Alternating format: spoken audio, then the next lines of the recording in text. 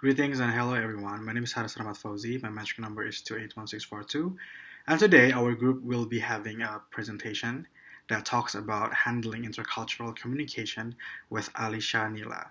She is a fashion stylist and writer, contributing editor for Future magazine in Singapore, and also previously worked at El Official magazine Singapore. Before we start the presentation, I would like to introduce you to our group members.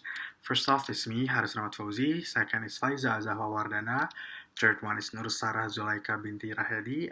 Fourth, Nurliana binti Zahari. And last one, Muhammad Sultan.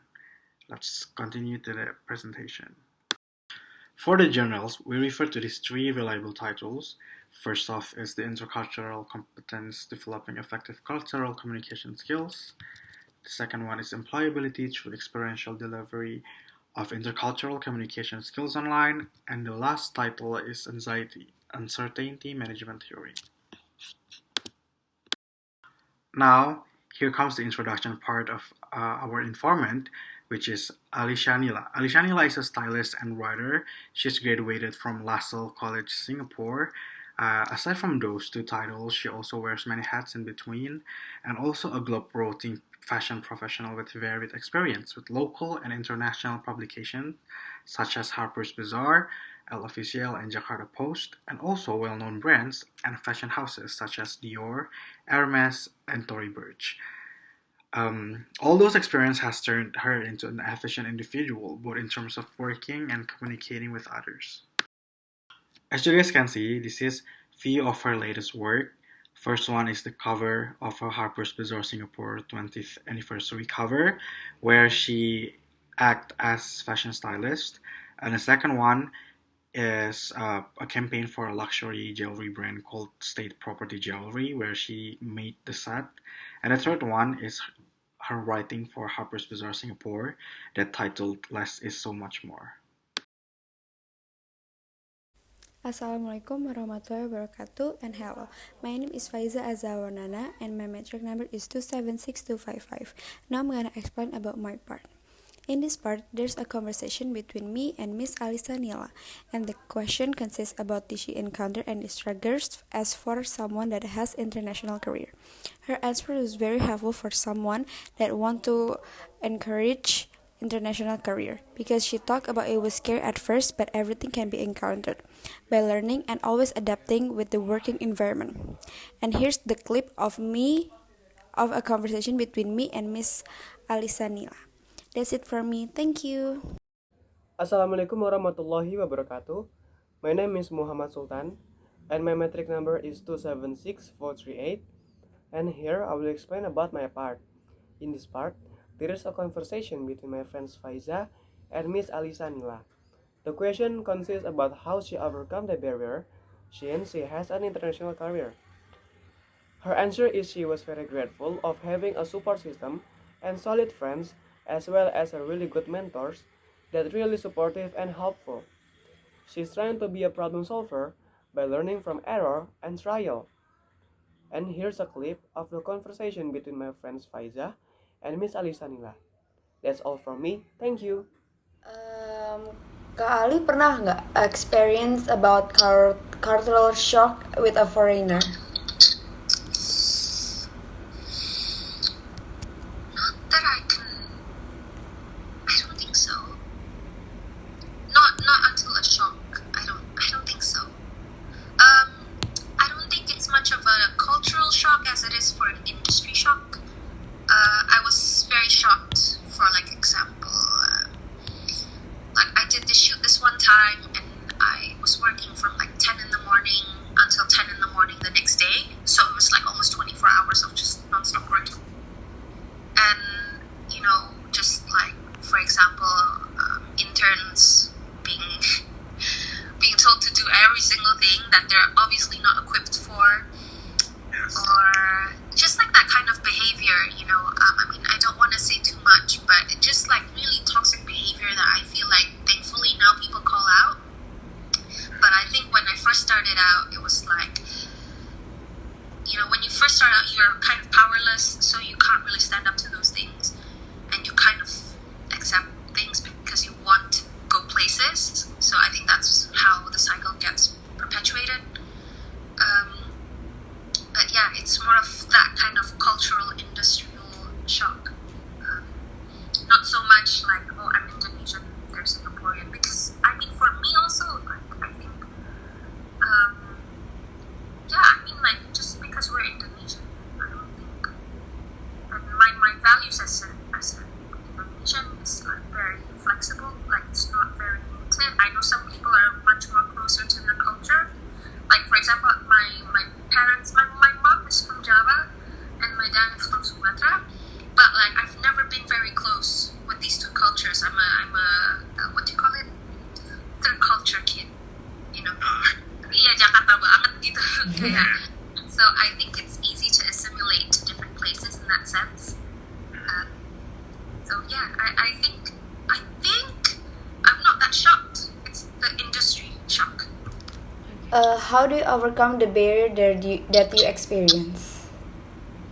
Um, well, I think it's time and also having a support system. I was very lucky because I had really solid friends. I think that was really important for me, and I had really good mentors as well. I think I was lucky because LaSalle, they're very supportive, and I think it's easy for you to maintain a relationship with your ex-lecturers. So they were very helpful, and if anything happens, I can always ask them advice on like what to do, like who should I talk to or contact, and yeah, I think that's what I learned is just trying to be a problem solver, um, and then just a lot of trial and error. I think I think you I think I made a lot of mistakes when I first started out in my career, especially as an assistant. It's very very scary, like to make a mistake for me, but I think it was worth it because then I know exactly what to do and what not to do.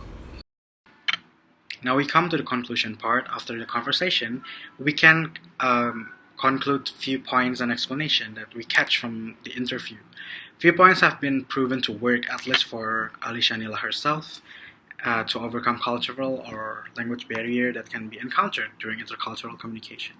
Number one is growing up culturally different, because when we catch from the interview before, she actually have parents that come from two different cultural backgrounds, so she's already used to differences. So when she already grew up, it's not really a shocking thing for her to see differences.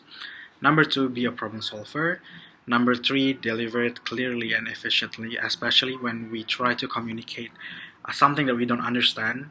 So better to deliver it clearly and efficiently so that others can explain it better to us, and we can have like more smooth communication between us and other people.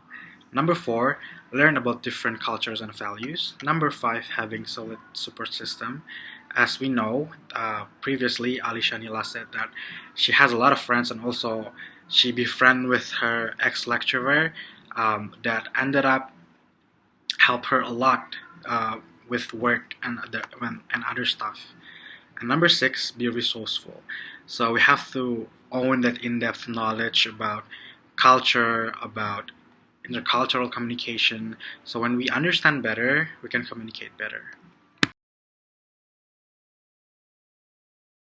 Assalamualaikum and a very good day to everyone. I'm Nur Sarah Zulaika binti Rahidi. My metric number is 282062, and today I will be explaining the study that we have found relating to the intercultural communication skills in culturally diverse organizations. The first study is titled The Intercultural Competence Developing Effective Intercultural Communication Skills.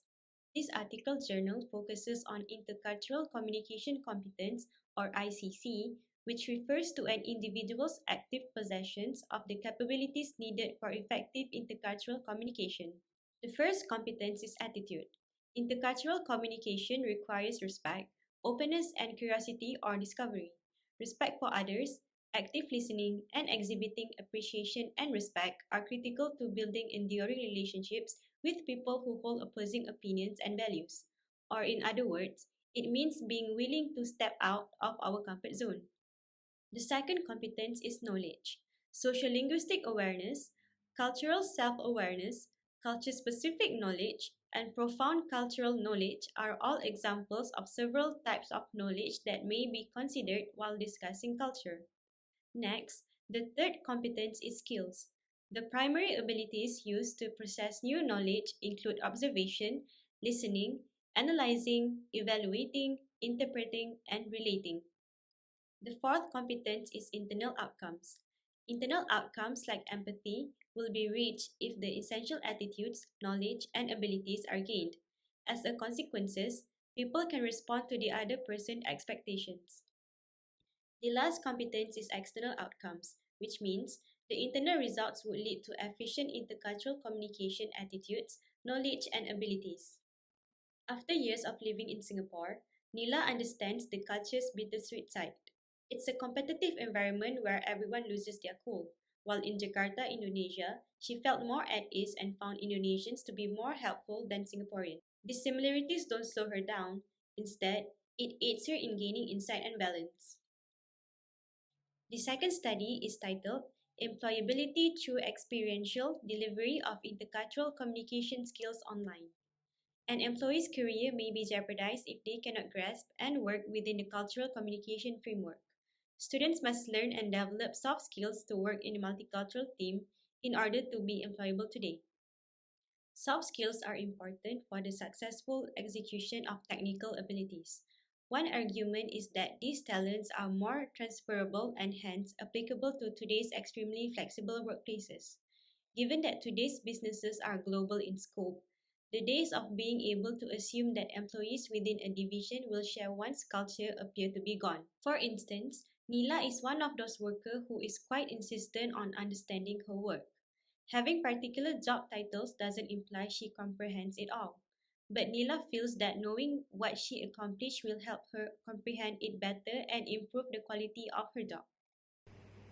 Anxiety uncertainty management theory is commonly used as a conceptual element for determining the efficacy of interpersonal and intergroup communication. The concept mainly acknowledges that anxiousness and lack of uncertainty will have an impact on communication effectiveness in interpersonal and social cohesion connections. People can build rapport if they can maintain their anxiety and symptoms, predict the thoughts and actions of others. Lila was exposed with the anxiety whenever she met new people, especially when she at outside of her area where she met different people for the first time that could trigger her anxiety and uncertainty feeling. In fact, she could hold her feelings to make sure her job will be easier with the collaboration with her client instead of letting the anxiety control herself and will cause her trouble through her work. By doing that, Nila could talk and have a smooth communication process with her client and did it without hesitation. Finally, the presentation has come to an end, and we have one interesting quote from Miss Alisa Nila, which we could learn from. Just try to be problem solver. Just make a lot of trial and error. Nila answered one of many questions that we asked her regarding handling a situation involving working with foreigners and dealing with intercultural communication.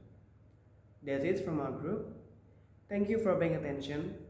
Next up, if any of you guys have questions, please do not hesitate to ask. Once again, thank you.